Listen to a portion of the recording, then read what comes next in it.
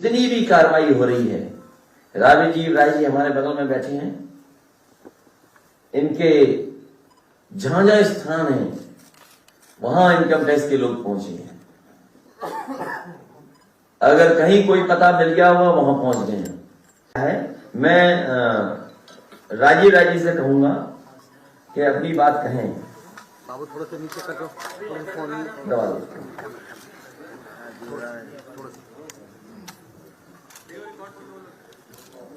आदरणीय अध्यक्ष की अनुमति से जो उस पर गुजरी है और गुजर रही है और क्यों गुजर रही है मैं आपको बताना चाहूंगा।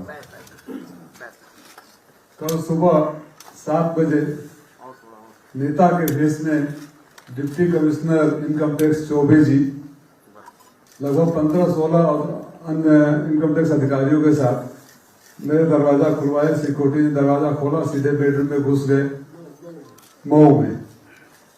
और उसके बाद जब मैंने विरोध किया तो उन्होंने अपना परिचय दिया, परिचय करके मेरा फोन सीज कर लिया और फिर मुझे नोटिस दिया। मेरे बेंगलोर का कॉलेज का है, तो बोले कि बेंगलोर के भी सारे संस्थानों में चल रहा है।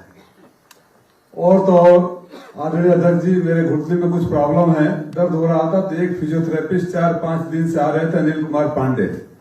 सबसे पहले टारगेट अनिल कुमार पांडे कौन है, कल आपसे फोन पे बात किए थे। और जो बात आप कह रहे थे इन्वेस्टिगेशन के दौरान में तमाम उन्होंने ऐसी बातें कही और पूछी जो मैंने फोन पर ही किया था। आप सीडीआर से ही तो पता कर सकते हो कि किसने कब किसको कहां फोन किया था, लेकिन जब तक फोन रिकॉर्डिंग नहीं है मैंने क्या बात किया था आप तो नहीं बता सकते हो। और मेरा गुनाह सिर्फ इतना था कि कोरोना का जब लॉकडाउन शुरू हुआ और इनके नेता गायब हो गए मेरे मऊ से, तो मैंने पुलिस के साथ मिलकर अन्नपूर्णा बैंक बनाकर पुलिस और अपने कार्यकर्ताओं के साथ घर घर पहुंचवाया। मलेशिया के बच्चे उसी दौरान लॉकडाउन में, मऊ के बच्चे मलेशिया में फंस गए थे, 15 बच्चे। आदरणीय अध्यक्ष जी से मैंने बात किया और आपकी प्रेरणा से जब भारत सरकार, उत्तर प्रदेश की सरकार कोई जवाब नहीं दे रही थी, तो मैंने उस लॉकडाउन में स्पेशल प्लेन से बच्चों को मऊ बुलाया था। बाढ़ आती है, भारतीय जनता पार्टी के नेता जाकर फोटो खिंचवाते हैं और हम लोग समाजवादी जाकर वहां अनाज बांटते हैं। अभी मऊ में बच्चे जितने मर गए सबको मैंने गोद ले रखा है। तो उनका सवाल ये था कि आप कहां से करते हैं, किससे करते हैं, कौन से खाते से करते हैं। और जब जात की बात आ रही थी तो मुझे भी याद आया कि दुर्भाग्य से मैं भी उसी जात का हूं जिस जात का बीएचयू से एमटेक, बहुत पढ़ा लिखा और समझदार आदरणीय मनोज सिन्हा जी विश्वनाथ मंदिर में पूजा दर्शन कर रहे थे और उनको मुख्यमंत्री नहीं बनने दिया गया। आदरणीय AK शर्मा जी मुख्यमंत्री और प्रधानमंत्री जी के साथ दशकों तक रहे, उनको यहां भेजकर पैदल कर दिया गया। तो पूर्वांचल में सिर्फ राजीव राय ही क्यों? क्या मैं ही सबसे बड़ा हूं? तो मेरा दुर्भाग्य भी है कि शायद मैं उस जाति से आता हूं जिस जात को योगी जी और ये सरकार पसंद नहीं करते हैं। मैं लगभग 2 दशकों से भी ज्यादा से मेरा इनकम टैक्स फाइल होता है, मेरा व्यक्तिगत इनकम टैक्स भी फाइल होता है, मेरे सारे स्कूल और कॉलेजों में इनकम टैक्स फाइल होता है। हर साल टैक्स देते हैं, हर साल वही इनकम टैक्स क्लियरेंस देता है। अगर कहीं उनको कोई डाउट था तो मुझे नोटिस देते, असेसमेंट में भेजते, मुझसे पूछताछ करते। 2 घंटे के सवाल के लिए मेरे परिवार को, मेरे रिश्तेदारों को रात तक मैं कहूंगा कि बंधक बनाकर रखा गया, जिसमें मेरी माँ जो इलाज कराने गई है बेंगलोर में, कार्डियक पेशेंट है, बार बार कहने के बावजूद जो अधिकारी आए थे निश्चित रूप से कोई तो व्यवहार नहीं किए। मैं कोई राजनीतिक स्टेटमेंट नहीं दूंगा, लेकिन मुझे समझ में नहीं आ रहा है जब उनके पास कुछ और पूछने के नहीं हो जाता था और बोलते थे कि अब वाइंड अप करो, तो बाहर जाते थे, कोई इंस्ट्रक्शन आता था और किसी न किसी बहाने से वो नहीं उठते थे सिवाय टार्चर करने का। मैं एक घटना सुनाऊंगा। कल हमारे यहाँ CO थे एक मिश्रा जी, जो पुलिस की व्यवस्था देख रहे थे, PSC तक बुला ली गई थी।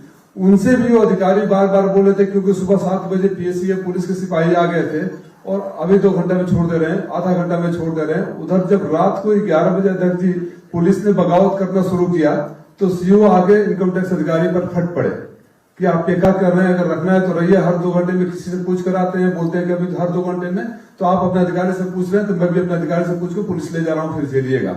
ऐसी नौबत आ गई।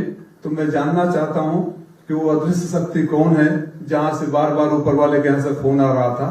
साथियों, हम समाजवादी सिपाही हैं और हमारे प्रेरणा स्रोत हमारे बगल में बैठे हैं। न डरेंगे न झुकेंगे, लेकिन अपने समाज के लोगों से भी याद दिलाना चाहूंगा कि मनोज सिन्हा, AK शर्मा, राजीव राय, कब आत्मचिंतन और साहस करोगे। धन्यवाद। राजीव जी 17,500 रुपए की ब्लैक मनी भी मिली थी आपको? नहीं 100 रुपया कम मत करो। 17,600 मेरे पास थे और मेरे 4 स्टाफ थे, सबका मिलाकर 50,000, तो टोटल अगर जोड़ोगे तो मेरे ख्याल से 76,000 60,000 था, 76,600 रुपये थे। और बेचारे ले नहीं जा सके शर्म के मारे, तो मुझसे दस्तखत करा के, और मैंने किसी चैनलों पर कुछ और बातें देखा तो मेरे पास डॉक्यूमेंट्री एविडेंस है कि वो सारा पांचों आदमी मिलाकर 76,600 है, जिसमें मेरा 17,600 है, जिन्होंने मेरे पास से निकाला था। कि आप कोई कार्रवाई करेंगे इसके खिलाफ? अभी उन्होंने नोटिस भेजा है, मुझे समन किया है, मेरे रिश्तेदारों के घर भी गए, मेरे स्टाफ के घर गए, मेरे बेंगलोर वाले आवास पे गए हैं और वहां से भी उन्होंने लिया है। कुछ मिला नहीं है उन्हें, लेकिन निसंदेह रूप से वो खाली चेहरा दिखाने तो नहीं आए थे।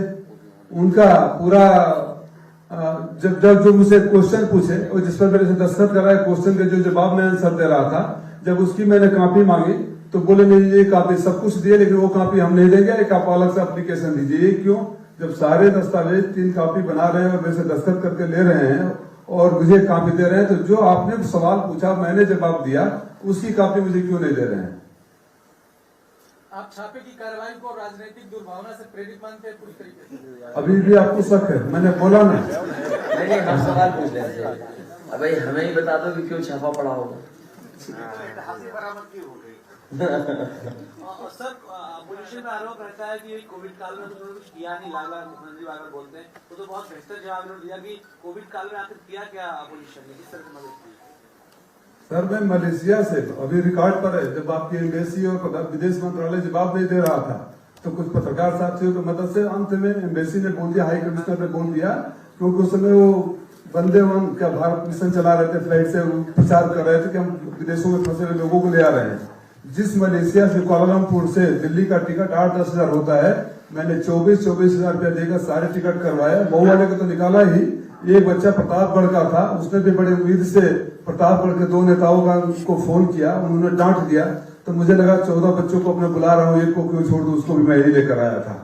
और ये सब ऑन रिकॉर्ड है। मैं जो अन्नपूर्णा बैंक की बात कर रहा था, पुलिस लाइन में रखकर पुलिस के अधिकारियों के साथ बंटवाया। जो मैंने बच्चों को गोद लिया वो आज भी वही है, और जिस बच्चों को गोद लिया वहां के भारतीय जनता पार्टी के नेता जाकर उस घर से भी घर बनाने में भी पैसे ले लिए, तो फिर डीएम से शिकायत करने के बाद पैसे वापस आए। तो इनकी समस्या यह है कि कुछ करेंगे नहीं, करने वालों को सजा देंगे, कोई बात नहीं।